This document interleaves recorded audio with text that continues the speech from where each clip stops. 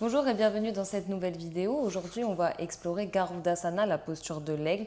C'est une posture d'équilibre et d'ancrage qui renforce bien les jambes, le bas du corps, mais qui ouvre aussi un petit peu les épaules.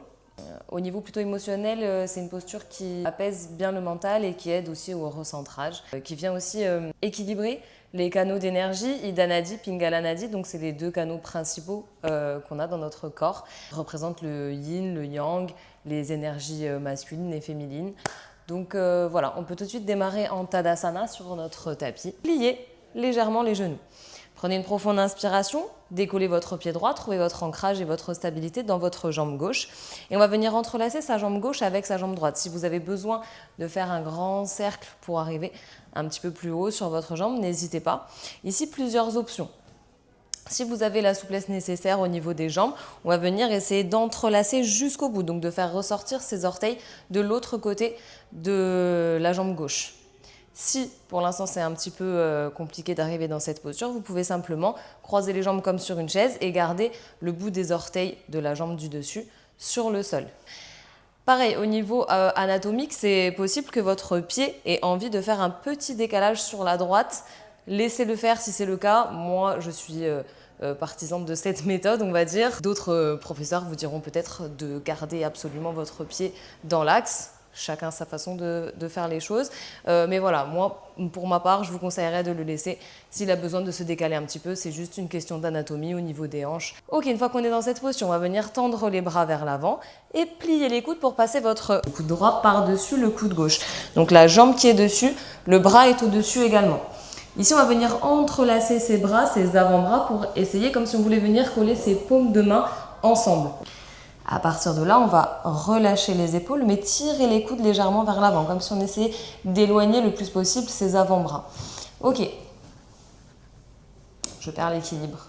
De profil, c'est une posture qui donne plus ou moins ça. Donc on n'est pas ici les épaules toutes crispées, on vient relâcher les épaules, tirer les coudes vers l'avant, on essaie d'éloigner un petit peu le regard au niveau des avant-bras. Engagez vos abdominaux, pointez le coccyx vers le sol, basculez le poids du corps légèrement vers l'arrière. Et au fur et à mesure, vous pouvez vous asseoir le plus bas possible. L'erreur qu'on peut voir, c'est souvent d'avoir le buste beaucoup trop en avant. On vient bien redresser le buste. Autre erreur qu'on peut voir, c'est d'avoir le dos cambré ici. Non, on vient bien aspirer son nombril, engager ses abdominaux, rétroverser légèrement le bassin, pointer le coccyx vers le sol. On s'assoit un petit peu plus bas et on essaie de rester quelques respirations dans la posture. Évidemment, ensuite on inspire, on déroule et on fait la même chose de l'autre côté. Donc on vient placer sa jambe gauche par-dessus la jambe droite, entrelacée, et bras gauche par-dessus le bras droit. Donc, on essaye de ramener ici les genoux dans l'axe, donc de ne pas vraiment laisser partir ses genoux sur le côté et déhancher complètement. Donc voilà, vraiment on essaye de tirer ses genoux. Là, donc c'est la jambe gauche qui est par-dessus, on essaye de tirer ses genoux vers la gauche, ok, pour essayer d'aligner un petit peu les chevilles, les genoux, les coudes et les poignets sur une même ligne.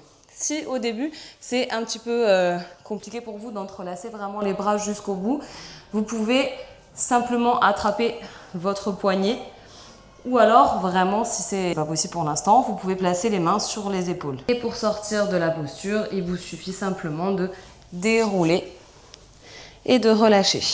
Si vous perdez l'équilibre au début, c'est normal. Donc ne vous inquiétez pas si au début c'est un petit peu compliqué de tenir sur la jambe. Vous pouvez rester juste 2 ou 3 respirations et passer à l'autre côté. Et au fur et à mesure du temps, vous pourrez peut-être rester un petit peu plus longtemps dans la posture. C'est une posture qui renforce les jambes, les chevilles, le centre du corps, mais aussi le haut du dos. Et au-delà des bienfaits physiques, c'est une posture qui travaille la concentration, la patience, mais aussi la capacité à rester calme même quand l'équilibre est instable. Une posture qui recentre, qui apaise et qui permet de ramener l'attention dans l'instant présent. Dans Garudasana, l'équilibre ne vient pas du tout de la force, mais ça vient plutôt de notre capacité à rester calme justement, concentré sur sa respiration et à vivre pleinement l'instant présent pour tenir dans la posture. Sur le plan symbolique, Garuda, c'est un oiseau mythique qui représente la liberté, la clairvoyance et la capacité à voir au-dessus du chaos, justement, à prendre son envol. Voilà, j'espère que cette explication de posture vous aura plu et on se retrouve très vite pour une prochaine. Merci à tous.